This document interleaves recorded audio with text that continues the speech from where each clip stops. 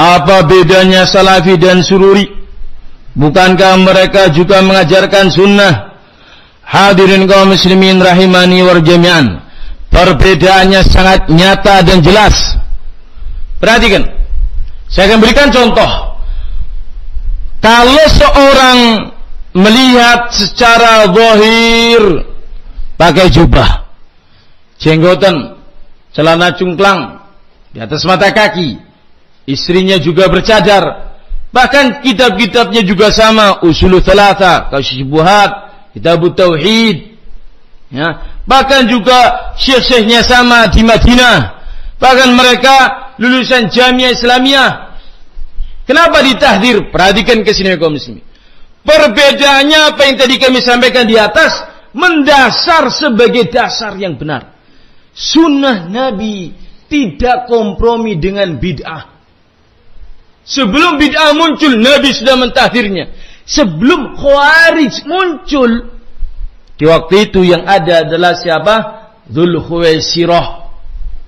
Rasul mengatakan, saya khuruju min didi hadzal rajul, akan keluar dari keturunannya orang ini, Khawarij. Yang mereka ini siapa? Mereka kilabun nar. Apa kilabun nar, Pak? Anjing-anjingnya neraka. Mereka ini adalah sejelek-jelek bangkai dibawa ke langit. Kalau aku mendapati mereka, aku akan bunuhi mereka sebagaimana Allah membunuh kaum 'Ad. Rasul sebelumnya mengatakan mereka sholat, mereka puasa, mereka membaca Quran. Tetapi kalau Rasul menjumpai mereka, saya akan bunuh mereka sebagaimana Allah membasmi kaum 'Ad. Dan mereka sejelek-jelek orang yang mati di bawah kolong langit ini, mereka adalah anjing-anjing neraka. Ini tahdzir wa kaum muslimin. Peringatan Nabi kepada bid'ah dengan tegas. Sururi wa kaum muslimin tidak menerapkan hal ini. Karena itu Sururi bisa bergabung dengan berbagai macam pihak-pihak dolal di daurah-daurah mereka, di acara-acara pengajiannya mereka. Yang paling nampak sekarang ini, mereka menggurukan Ali Hasan Abdul Hamid Al-Halabi, yang dikenal dengan Halabiyah atau Al-Halabi, Ali Al-Halabi. Orang ini ditahdir oleh para ulama di zamannya Syekh bin Baz masih hidup, 98 kurang lebih beliau meninggalnya sekitar itu. Sebelum itu sudah ditahdir, ya, sebelum itu sudah ditahdir oleh para ulama besar bahwa dia adalah ahlul bid'ah, dolal, kelas internasional. Disebutkan kebatilan-kebatilan orang ini, tetapi pihaknya Sururi menggurukannya. Pihaknya Sururi menjadikannya sebagai narasumber, mendatangkan ke negeri Indonesia di tahun 2006, 2007, 2008, kurang lebih tahun-tahun segitu, padahal sudah ditahdir oleh kibarul ulama, Hay'ah Kibarul Ulama di negeri Saudi, kumpulan ulama kibar negeri Saudi, tapi masih dipakai oleh mereka. Ahlu sunnah tidak mungkin melakukan hal ini. Ahlu sunnah apalagi menjadikan sosok orang sebagai guru yang akan diambil ilmunya. Harus selektif betul. Yang gak jelas-jelas saja ditinggalkan, apalagi yang sudah jelas bid'ahnya otomatis ditinggalkan. Sururi tidak punya manhaj ini. Mereka masih mengundang Khawarij internasional, Muhammad Al-Arifi, diundang oleh mereka, mengisi di daurah mereka, di televisi-televisi mereka. Ini dia. Kemungkaran secara manhajiyah jelas, tapi karena sudah malam. Kemudian kemungkarannya ada pada mereka berikutnya adalah pada perihal-perihal yang lainnya yang berupa kemaksiatan. Nama jelas.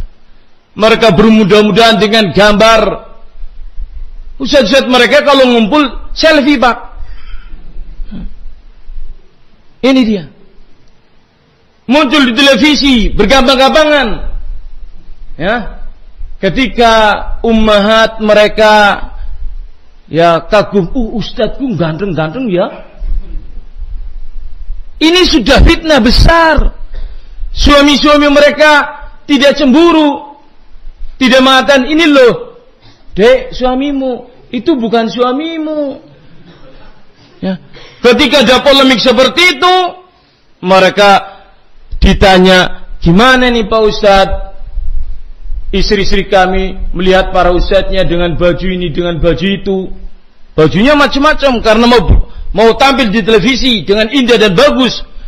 Kami para suami, gimana nih para istri kami kok malah kesengsem dengan cinta dengan para ustadz? Ya sudah, televisinya dicadari saja. Ini jawabannya Badrussalam, Muhammad Arifin Badri. Televisinya cadari saja, tutupi dengan kain, dengarkan aja suaranya. Ya radio saja, ndak usah pakai televisi, buat apa? Ikhwan. Kemudian mereka mulai dekat antar akhwat ikhwan. Saya mendapatkan mereka itu taklim seperti ini, perempuan semua di hadapannya. Kalau sekarang ini laki-laki di depan saya, di tempatnya mereka perempuan semua. Inna lillahi wa inna ilaihi raji'un. Semakin jauh, semakin jauh. Sehingga suara mereka, kami di atas sunnah. Di atas sunnah, sunnah yang mana? Kalau cuma sekedar berjenggot, celana di atas mata kaki, apakah ini tanda salafi? Bukan, ini di antara sunnah Nabi. Tetapi bisa jadi ketika seorang melanggar manhaj salaf dalam beberapa prinsip, maka dia bukan salafi. Khawarij berjenggot Pak, berjubah. Antum kalau ke Nusa Kambangan, melihat orang-orang teroris, rambutnya panjang, jenggotan, jubahan, seperti kita, tidak ada bedanya secara fisik. Ana ngisi di Nusa Kambangan dari tahun 2010 atau 2009, ngadepi teroris, baju boleh sama, casing lah bahasanya, ya, casing boleh sama, tetapi etikot beda. Satu saat di tempat LP kami, kemasukan teroris-teroris kelas kakap ini, yang sudah jebolan-jebolan Afghanistan dan yang lainnya, sangat lihai dalam mempengaruhi massa.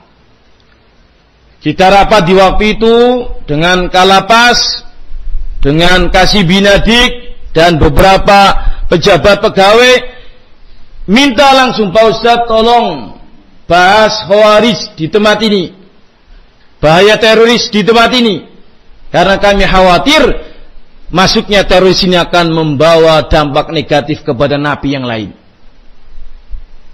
Mereka paham, kita ini salafi. Walaupun apa-apa, jenggotnya sama, jubahnya sama, mereka bukan salafi. Teroris itu yang dipenjara. Kita bicara sekali, dua kali, tiga kali, terus. Sampai akhirnya alhamdulillah para nabi paham dan tidak terbawa oleh arus teroris, kecuali satu yang kita kecolongan di waktu itu. Fakad ikhwan, Sururi tampilannya seperti itu, tetapi model dakwahnya coba lihat gabungnya sama siapa? Ibn Mas'ud mengatakan, "I'tabirun nas bi'ahdanihim." Takarlah orang, nilailah orang itu tergantung dengan siapa dia bergaul. Banyak dalil tentang hal ini. Sururi bersama siapa bergabungnya kaum muslimin, ketahuan dan nampak. Faqad ikhwan rahimani wa rahimakumullah jami'an. Kepanjangan jawabannya.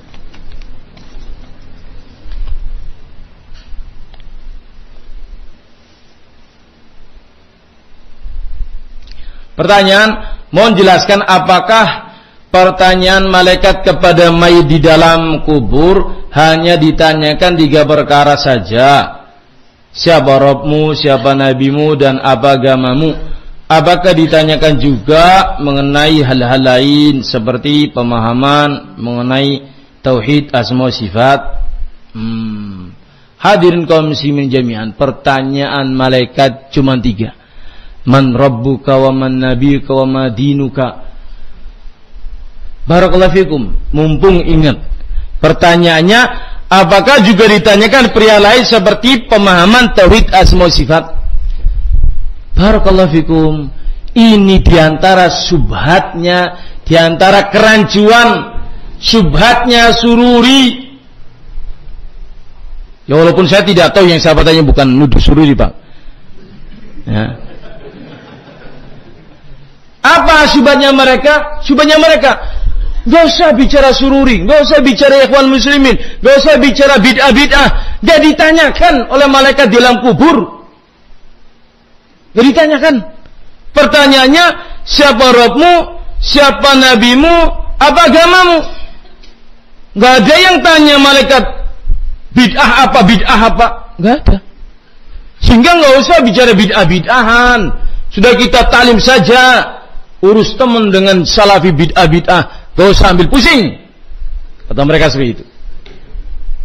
Hadirin kaum muslimin, pertanyaan man rabbuka menuntut Anda paham asma wa sifat, menuntut Anda paham tentang rububiyah, uluhiyah, menuntut Anda mentauhidkan dalam semua pihak, dalam 3 hal ini, mentauhidkan.